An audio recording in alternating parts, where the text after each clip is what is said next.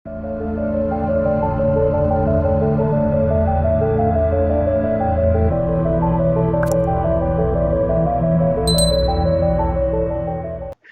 வணக்கம். இன்று நம்மோட அண்ணன் வாகவேந்தன் இருக்காரு. நாங்கள் வந்து தனியாரில் இருக்கோம். அண்ணனும் வந்து கொரோனா வெப்பநிலை சோதனை இருமல்லாம் இருக்கான்னு செக் பண்ணோம். அவருக்கும் இல்லை, எனக்கும் இல்லை. அதனால நாங்கள் 2 பேரும் வந்து முகக்கவசம் அணியில. இதை விட முக்கியமான விஷயம், தடுப்பூசி எடுத்துக்கணும் இருக்கோம் நாங்கள் 2 பேரும். நீ எடுத்துருக்கியாப்பா? ஏன்னா இப்படி கோத்துடுறீங்க? எடுக்கலையா? ஓட்டு போடுறது வந்து யாருக்கு போடணும்னு சொல்லக்கூடாது. அது மாதிரி தடுப்பூசி போட்டீங்களா இல்லைன்னு சொல்லாதீங்க. ஏன்னா தடுப்பூசி போடுறது வந்து கட்டாயம் கிடையாது. தடுப்பூசி போறது கட்டாயம் கிடையாதா? ஆமா. இது நான் புது பொருளையா இருக்கு. கட்டாயம் கிடையாது சொல்லியிருக்காங்க. ஆனா எல்லா நிறுவனத்திலயும் வந்து கட்டாயப்படுத்தி தான் இருக்காங்க. மக்களுக்கு நல்லதானா செய்ய வேண்டியதானே, அதை ஏன் போய் தடுத்துக்குன்னு? இன்னும் சோதனையில தானே இருக்கு. சோதனை அளவுல இருக்கா? சரி, சொன்னா வந்து ஆன்டி இண்டியன் அதுமாங்க, என்ன விட்டுருங்க. சரி, செய்திக்கு வருவோம். சொல்லுப்பா. என்னன்னா, அப்புறம் இணையத்தெல்லாம் வந்து நிறைய வைரலான செய்திலாம் போயிட்டு இருக்கு. எப்படி போயிட்டு இருக்கு நாட்டு நடப்புலாம்? நாட்டு நடப்பு எப்படி போனா நமக்கு என்ன? நம்ம நடப்பு சரியா போதான்னு தான் பார்க்கணும். சரிண்ணே, நேரடியா விஷயத்துக்கு வரேன். அண்மையில வந்து பாத்தீங்கன்னா வந்து பாரதிய ஜனதாவோட ஒரு மிக முக்கிய ஆளுமையா இருந்தவர் KT ராகவன் ஐயா. சரி. நீங்க கூட வந்து பல நேர்காணல்ல வந்து அவர் கூட வந்து முட்டி மோதிருக்கீங்க.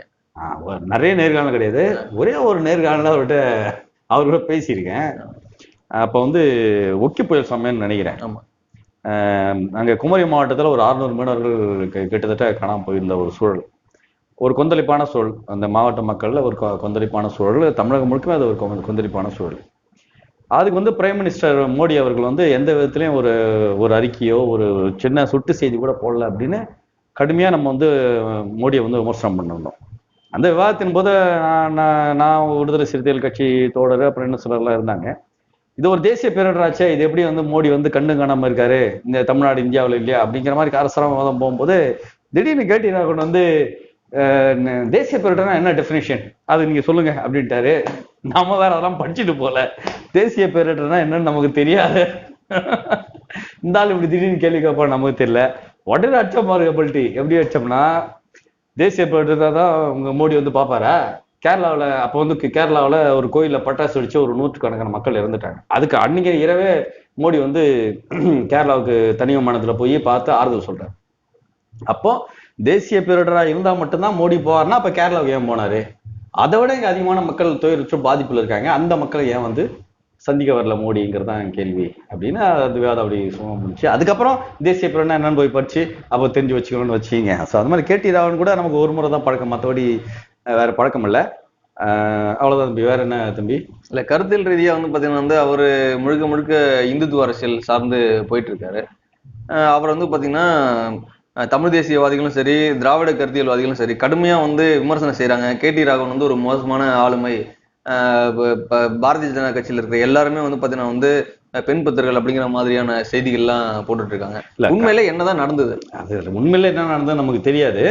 ஆனா இந்த கருத்தியல் ரீதியா இப்போ நம்ம வந்து கருத்தியல் ரீதியா தான் பேசுறோம்னா, ஒருத்தரை பத்தி அவதூறு பேசுறதோ இல்ல வந்து அவருடைய தனிப்பட்ட வாழ்க்கையை பத்தி பேசுறதோ அர்த்தமற்ற செயல் தான் நான் சொல்லுவேன். கருத்தியல் ரீதியா பேசலாம். இப்போ வந்து அவர் வந்து ஒரு BJP கட்சியினுடைய ஒரு மாநில பொதுச் செயலாளர், அவர் செய்யற தவறுகளுக்கு வந்து அந்த கட்சியை வந்து பொறுப்பா முதல்ல அது தவறா என்னங்கிறதே நம்ம வந்து ஆய்வுக்கு உட்படுத்தணும். இப்ப எல்லாருமே வந்து என்ன சொல்றாங்கன்னா, அந்த வீடியோவை பார்த்துட்டு அவர் சார்ந்த சமூகத்தை சொல்றாங்க, இந்த சமூகத்து ஆட்களே இப்படித்தான், அப்புறம் அவர் சார்ந்த கட்சியை சொல்றாங்க, இந்த கட்சி ஆளுங்களே இப்படித்தான். நான் என்ன சொல்றேன், எல்லா கட்சியிலையும் எல்லா சமூகத்திலையும் ஐயோக்கியம் இருக்கான், கொள்ளக்காரன் இருக்கான், கற்பழிக்கிறவன் இருக்கான்.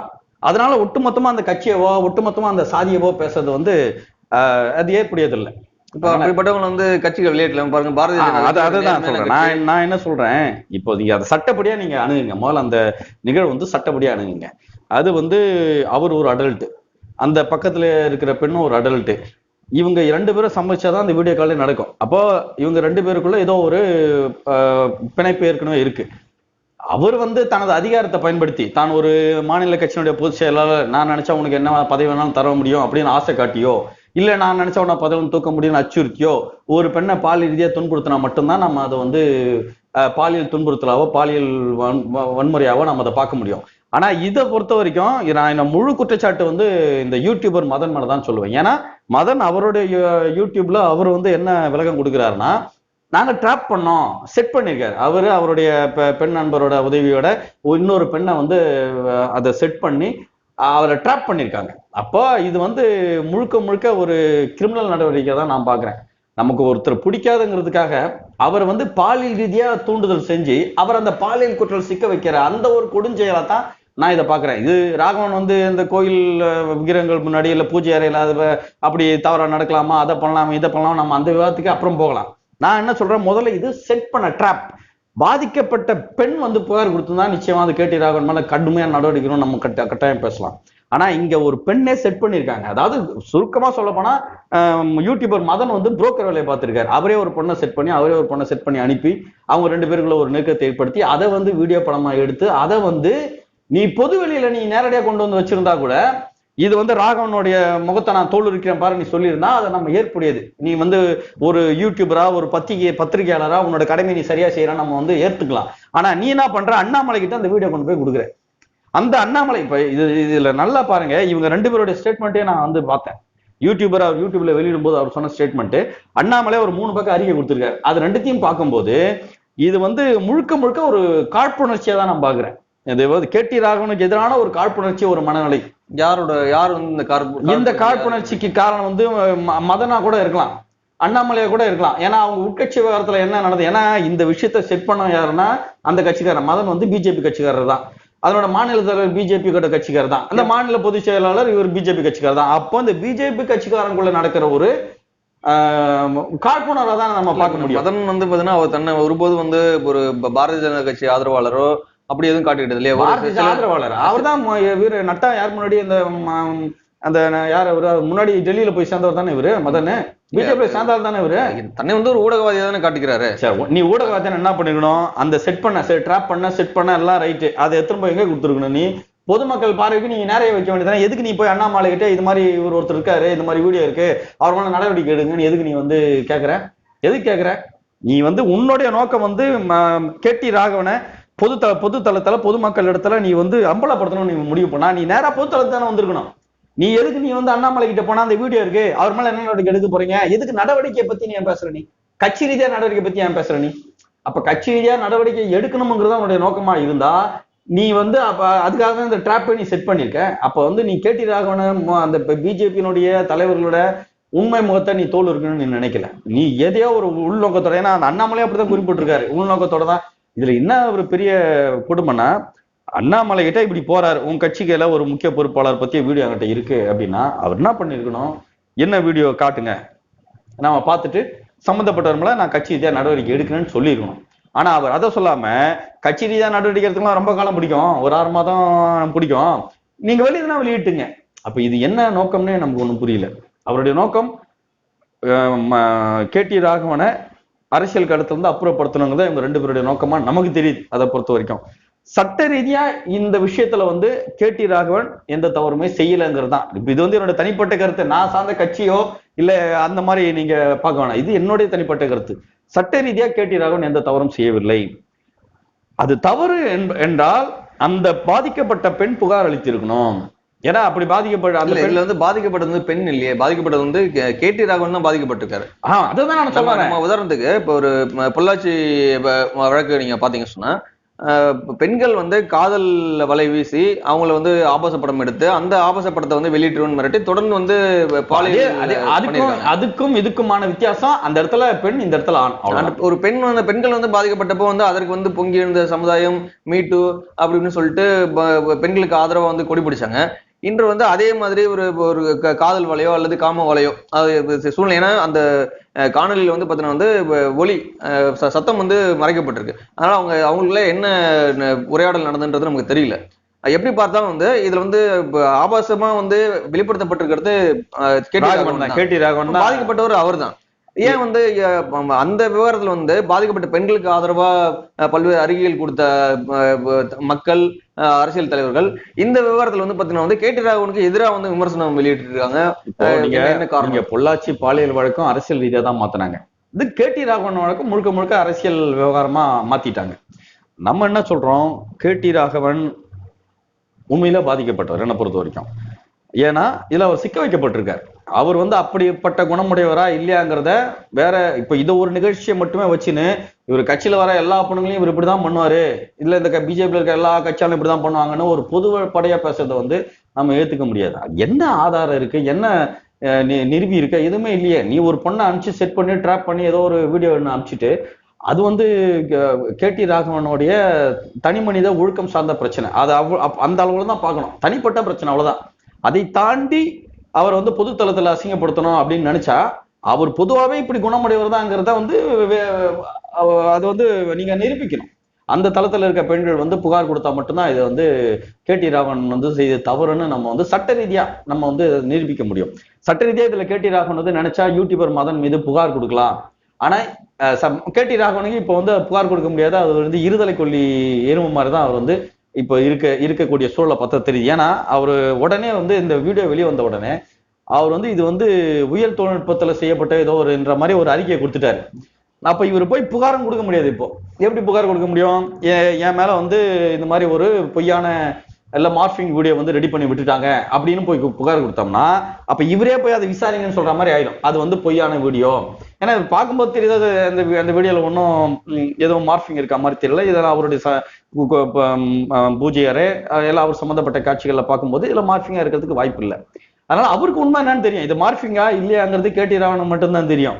அப்ப கேடி ராகவன் வந்து யூடியூபர் மதன் மேலேயோ இல்ல வேற அந்த பொண்ணின் மேலேயோ என்ன இது மாதிரி பாலியல் தூண்டல் பண்ணி என்ன சிக்க வச்சுட்டாங்கன்னு புகார் கொடுக்க முடியாது. ஏன்னா இவரோட அறிக்கையில அது வந்து ஒரு மார்பிங் வீடியோங்கிற மாதிரி என்ன உயர் தொழில்நுட்பத்துல பயன்படுத்தி என்ன இது பண்ணிட்டாங்க அப்படிங்கிற மாதிரி கொடுத்துட்டாரு. அப்ப அங்க போயிட்டு அது வீடியோ வந்து நான் இல்லை அப்படின்னு சொல்லவே முடியாது.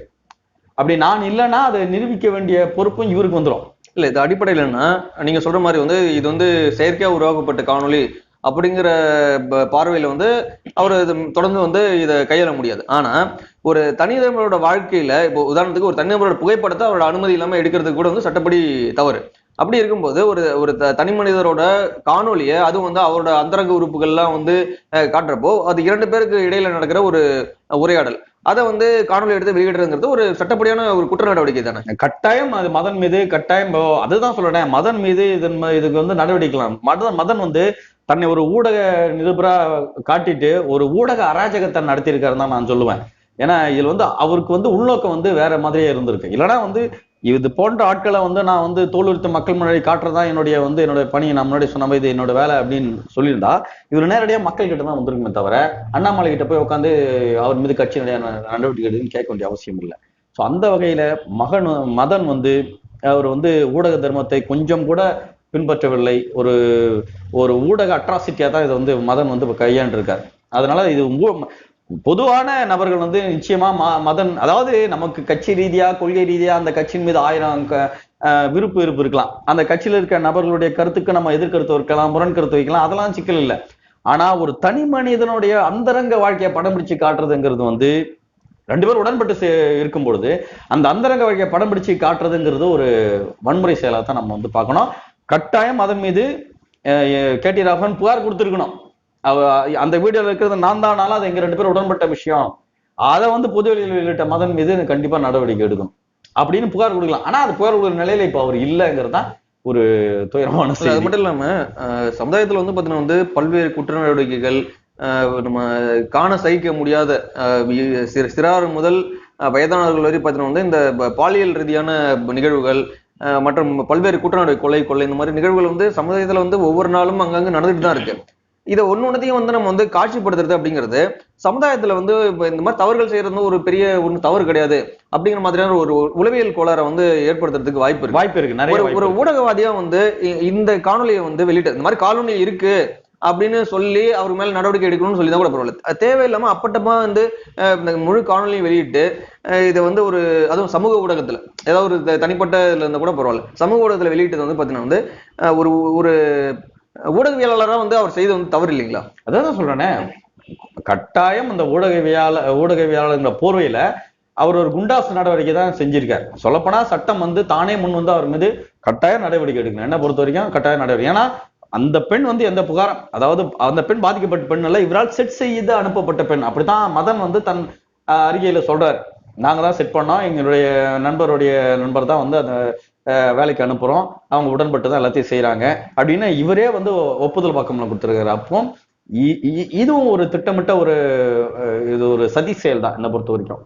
ஒருத்தனை தனி மனிதனுடைய விருப்ப வெறுப்பை பயன்படுத்தி அழிக்கணும்னு நினைக்கிறது வந்து அரசியல்ல ஏற்புடையதா நான் பார்க்கல. ஒருத்தனக்கா எல்லா மனிதனும் தவறு செய்யக்கூடியவர் தான். அந்த தவறை இப்போ சாலையில ஒரு 500 ரூபாய் நோட்டு இருக்குங்க, யாருமே சுத்தி முத்தி யாரும் இல்லை, போறவனுக்கு அந்த 500 நோட்டை எடுக்கணும்னு தோணுமா தோணாது? யாரா எடுப்பார்கள். சிலர் மட்டும் வந்து இப்ப அது திருட்டு நோக்கம் முடியுதா? இல்ல, திருடணும்னு நினைக்கல. ஆனா யாருமே ஒரு 500 ரூபாய் நோட்டு இருக்கு, அதை எடுக்கணும்னு தூண்ட வைக்கிறது இல்ல. அது மாதிரி நிறைய பிராங்க் ஷோ நிறைய நடக்கும். ரோட்ல 500 ரூபாய் போடுவாங்க, யாராவது வந்து எடுப்பாங்க, உடனே தூக்குவா. அது ஒரு மனநோய். நீ தப்பே செய்யக்கூடாதுங்கிற மனநோயை கொண்டு போய் தப்பு செய்ய தூண்ட வைக்கிறது பார்த்தீங்களா? அந்த வகையில மதன் வந்து ஒரு குற்றவாளி இந்த விஷயத்துல. மற்றபடி உண்மையிலே ராகவன் வந்து கட்சியில இருக்க பெண்களை இப்படித்தான் பயன்படுத்துறான் அப்படின்னா கட்டாயம் மதனுக்கு வந்து மன்னிக்கணும், நம்ம கேடி ராகவன் மேல நீங்க நடவடிக்கை எடுக்கலாம். அப்படி கட்சி பெண்கள் யாராவது வந்து புகார் கொடுத்திருக்காங்களா அதை நீங்க பாக்கணும். அதுல ஒரு பெண் வந்து பாத்தீங்கன்னா பாரதிய ஜனதா கட்சியில வந்து இந்த மாதிரி பல்வேறு நிகழ்வுகள் நடக்குதுன்னு சொல்லிட்டு சொல்லியிருக்காங்களே. இடுப்பு இல்ல, இடுப்புகள் திமுக தான் சொல்லியிருக்காங்க. அதிமுக இது மாதிரி சில பழைய வந்திருக்கு. முன்வைக்கணும்ல, அந்த பாதிக்கப்பட்டவங்க இவங்க வந்து என்னிடத்துல அதிகாரத்தை பயன்படுத்தி இல்ல வந்து ஆசை காட்டி அச்சுறுத்தி என்னை பால் ரீதியா துன்புறுத்துறாங்கன்னு நம்ம வந்து முன் வந்து சொல்லணும்ல. அப்படி சொல்ல பல பெண்களால் இப்படி சொல்ல முடியல. நம்ம அதையும் நம்ம குற்றம் சொல்ல முடியாதுன்னு வச்சுங்க எல்லாம். ஏன்னா இது வந்து வெளிப்படையா சொன்னோம்னா தனக்கு இன்னும் வந்து இருக்காம அப்படியும் சில பெண்கள் இருக்காங்க. அதை நம்ம வந்து மறுக்கிறதுக்கு இல்லை. அதை வந்து எப்படி பார்த்தாலுங்க இந்த விஷயத்துல கேடி ராகவன் வந்து பாதிக்கப்பட்ட நபராக தான் நான் பாக்குறேன். அவர் வந்து பொதுவான குணம் அப்படி இருக்கிறவர்னா அதை நிரூபிக்கணும். அதை விட்டுட்டு இப்படி ட்ராப் செட் பண்ணி அதெல்லாம் பண்றது வந்து எந்த விதத்திலையும் ஊடக தர்மம்னு சொல்றதெல்லாம் அதை ஏத்துக்க முடியாது. மதன் மீது கட்டாயம் நடவடிக்கை. இப்ப நீங்க பாருங்களேன், இந்த காணொலி வெளியே வந்துருச்சு. இப்ப அந்த கேடி ராகவனுடைய மனைவி அவங்க பிள்ளைகளோட மனநிலை எப்படி இருக்கும், அவங்க சமுதாயத்துல எப்படி அவங்க எப்படி மதிக்கப்படுவாங்க, எப்படி அப்போ குற்றம் செஞ்ச ஒருத்தனால அவன் குடும்பம் மொத்தமா பாதிக்கப்படும் பாருங்க. இதெல்லாம் வந்து உண்மையிலே தவறு செஞ்சுதான் அதை வெளிக்கொண்டு வர்றது வேறங்க. ஆனா ஒரு ட்ராப் செட் பண்ணி அதுல அவனை குற்றவாளியா ஆக்கி அதை வந்து ஊடகத்துல எல்லா சமூக இடத்துலயும் வெளியே பரப்புறதுங்கிறது அது என்ன பொறுத்த வரைக்கும் ரொம்ப தவறான செய்திகளை தான் நான் பாக்குறேன். சரிண்ணா, இப்போ பெரும்பாலும் வந்து பாத்தீங்கன்னா விவாதம் பண்றப்போ என்ன சொல்றாங்க, என்ன இருந்தாலும் வந்து அதாவது கேடி ராகவன் வந்து அப்படி நடந்துகிட்டது, அந்த உரையாடல் அவருக்கு இடையில அந்த என்ன நிகழ்வுகள் நடந்தது, என்ன பார்த்தார்கள் அப்படிங்கிறத வந்து அதை விட ஒரு மிகப்பெரிய விவாத பொருளா அது எப்படி வந்து இந்து கடவுள்கள் படங்கள் இருக்கிற ஒரு இடத்துல வந்து எப்படி பண்ணலாம் அப்படின்னு சொல்லி ஒரு மிகப்பெரிய உங்களுக்கு சிக்கல் வந்து பண்ணதா இல்ல இந்து கடவுள் முன்னாடி பண்ணதா, எது உங்களுக்கு சிக்கல்? இப்ப இந்தியாவில் இருக்க பெரும்பான்மை குடும்பங்கள் 10க்கு 10 அறைகள் தான் வசிக்கிறாங்க. அங்க ஒரு மூலையில சாமி ரூம் இருக்கும், ஒரு பக்கம் குடும்பம் நடக்கும். இதெல்லாம் வந்து அந்த கட்சியை நமக்கு பிடிக்கல, இல்ல அந்த கட்சி வந்து இந்துத்துவா அதிகமா பேசுது, அப்ப இந்துத்துவா கட்சியில இருக்கவங்க இந்த மாதிரி வேலையை செய்யலாமா அப்படிங்கிற கருத்து வந்து வெளியே பேசப்படுது. அதுக்கு இடம் கொடுத்துட கூடாது. சரிங்கண்ணா, நீங்க எப்படி சுத்தி வளைச்சு கேட்டாலும் நீங்க வந்து பாத்தீங்கன்னா வந்து கேடி ராகவனுக்கு ஆதரவா தான் நீங்க பேசுறீங்க. நான் கேடி ராகவனுக்கு ஆதரவெல்லாம் பேசல. இல்ல, தனிப்பட்ட முறையில வந்து அவர் நீங்க ஆதரிக்கிறதுக்கு காரணம் என்ன? நான் கேடி ராகவனுக்கு ஆதரவெல்லாம் பேசல. யூடியூபர் மதனுக்கு எதிராக பேசுறேன். மதன் செஞ்சது அயோக்கியத்தனம், மதன் செஞ்சது ஒரு ஊடக சர்வாதிகாரம், மதன் செஞ்சது ஒரு பிளாக்மெயிலர், அவ்வளவுதான் என்னை பொறுத்த வரைக்கும். ஏன்னா அதை கொண்டு போய் அண்ணாமலை கிட்ட போய் அவன் மேல நடவடிக்கைன்னு சொன்னது தவறு. நேரா நீ பொது வெளியில விட்டுருந்தா கூட நீ அதை நான் வந்து ஒரு விதத்துல ஏத்துக்க முடியும். நீங்க பிஜேபி தலைவர்கிட்ட போயிட்டு அந்த வீடியோவை காட்டி அவர் மேல நடவடிக்கைன்னு கேட்கறது வந்து இது முன்னுக்கேதான் உள்நோக்கம், அவ்வளவுதான். அதனால மாமா வேலையை பார்த்துட்டு அப்புறம் நான் ஊடகவியலன்னு சொல்றதுல அர்த்தம் இல்லை. சரி, இப்போ இந்த நிகழ்வுனால பயங்கர பெரிய சர்ச்சையா போயிட்டு இருக்கு 2 நாட்களா. இந்த நிகழ்வுனால பலனடைய போற உண்மையான பலனாளி யார்? யூடியூப் மதனுக்கும் அண்ணாமலைக்கும் கேடி ராகவன் மேல ஏதாவது ஒரு காழ்ப்புணர்ச்சி வச்சிருந்து கேடி ராகவன் அரசியலிருந்தே ஒதுக்கணும் விளக்கணும்னு அவங்க நினைச்சிருந்தா அப்ப அவங்களுக்கு அது லாபமா இருக்கும். ஆனா வரலாறுல நீங்க பாத்தீங்கன்னா வந்து இதுக்கு முன்னாடி இந்த மாதிரி நடுரோட்டுக்கு வாமா இந்த மாதிரி பல்வேறு நிகழ்வுகள் வந்து பாத்தீங்கன்னா வந்து இது போன்ற புகார்களால வந்து ஒதுக்கப்பட்டவர்கள் எத்தனை பேர்? விரல் அப்படி யாருமே இல்லைங்களே. அதான் சொல்றேனே, சமுதாயமே குற்ற சமுதாயமா இருக்கு. இதுல நீ மட்டும் உத்தமனா இருக்கணும்னு எந்த சமுதாயத்துல யாரும் எதிர்பார்க்கறது இல்லையே. எவன் தான் தப்பு செய்யல, எவன் தான் கொள்ளடிக்கல, எவன் தான் கொலை பண்ணல, அந்த மாதிரிதானே போயிட்டு இருக்கு நீ காலம். யாரும் நம்மள புனிதல் நம்மள யாரும் புனிதனை யாரும் தர்றது இல்லையா? புரியுதுங்களா? நம்ம ராமசாமி சொல்லுவாரு, தேர்தல் நிக்கிறவன் ஒருத்தன் அயோக்கியனா இருக்கான், ஒருத்தன் கொலைகாரனா இருக்கான், ஒருத்தன் கொலைகாரனா இருக்கான், ஒருத்தன் திருடனா இருக்கான். எவன் ரொம்ப கம்மியா கிரைம் பண்ணிருக்கானோ அவனுக்கு ஓட்ட போடணும்னு மக்கள் ஒரு முடிவுக்கு வந்துட்டாங்க. அந்த மாதிரி அயோக்கிய பைய நாட்டுல அண்ணன் சொல்றது, அயோக்கிய பைய நாட்டுல நம்ம என்னத்த சொல்றது, ஒண்ணும் சொல்றதுக்கு இல்ல. சரி. கடைசியா இவ்வளவு நேரம் வந்து நம்மளோட உரையாடலை வந்து பார்த்துட்டு இருந்த மக்களுக்கு ஏதாவது சொல்ல விரும்புறீங்களா? ஆஹ் இது எல்லாருடைய தனிப்பட்ட கருத்து. நான் சார்ந்த கட்சி இந்த கருத்துக்கு வந்து எந்த சம்பந்தமும் இல்லை. இது என்னுடைய தனிப்பட்ட கருத்து. அண்ணனோட கருத்தை சொல்லிருக்காரு. நான் அண்ணனா, நான் ஏதோ ஐநா சபை தலைவரா நான் அண்ணனோட கருத்து சொல்லிட்டாரு. ஊர்ல எல்லாரும் கருத்து சொல்றாங்க, நம்மளும் சொல்லி வைப்போம்னு சொல்லிடுறேன். அவ்வளவுதான், வேற ஒண்ணும் இல்ல. கருத்து சொல்லியிருக்காரு. உங்க கருத்து என்ன அப்படிங்கறத வந்து கமெண்ட்ல போடுங்க, லைக் பண்ணுங்க. No bad words, no bad words. இல்ல அவங்க கருத்து அவங்க போட்டோம், அதான் நீங்க நோ பேட் வேர்ட்ஸ். என்னங்க மதன் மட்டும் சென்சார் இல்லாம ஒரு விஷயத்த, அதாவது வீடியோ சென்சார் பண்ணிட்டாரு, ஆனா சப்ஜெக்ட் மேட்டர் சென்சார். சப்ஜெக்ட், ஆமா, சப்ஜெக்ட் முழுக்க முழுக்க அடல்ட் கண்டென்ட். எங்க பார்வையில ஆமா, அடல்ட் சொல்றது விட்டு படத்தை ஓட்டினதுக்காக மதனை வந்து கைது பண்ணோம். சரி, அதை மட்டும் நீங்க வந்து உலகம் பூரா வந்து பாக்குறீங்க. இன்னைக்கு இப்ப ஒரு விவாதம் பேசுற கருத்து கேட்கிற அளவுக்கு வந்து வந்திருக்கு. எங்க மக்கள் மட்டும், பார்வையாளர்கள் மட்டும் அவங்களோட கருத்தை வந்து நீங்க வந்து சென்சார் பண்ணி பதிவு பண்ணுன்றதுன்னா வன்மையா கண்டிக்கிறேன். ஏன்னா மக்களை நான் சொல்றது மதிப்புடனும் மரியாதையுடனும் உங்களுக்கு கருத்தை சொல்லுங்க தயவு செய்து. நன்றிங்க. மறக்காம லைக் பண்ணுங்க, ஷேர் பண்ணுங்க, சப்ஸ்கிரைப் பண்ணுங்க. மீண்டும் சந்திப்போம். நன்றி.